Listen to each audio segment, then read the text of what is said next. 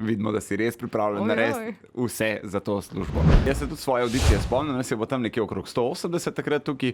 Jaz se spomnim bizarnega vprašanja, ali si se pripravljen za to službo na radiju sleči do golega. Zdajle.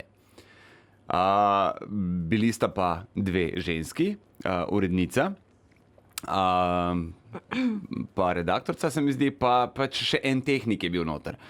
In sem jaz tako pogledal in jaz tako, ja, če gre on ven. Sem mislil, da malo pritiska v stvaru.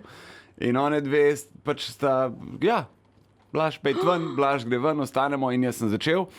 Ko sem prišel res do gad, sta me pač ustavili in ste rekli, ok, to je to, vidimo, da si res pripravljen narediti vse za to službo. Tega se recimo, tega se spomnim. Pa si se že kdaj slekel na radiju? Ne, vodo sem že v gata, nisem se pa slekel. Ste do nazga. Zakaj bi ljudje gledali kikiriki brez veze? www.radio1.si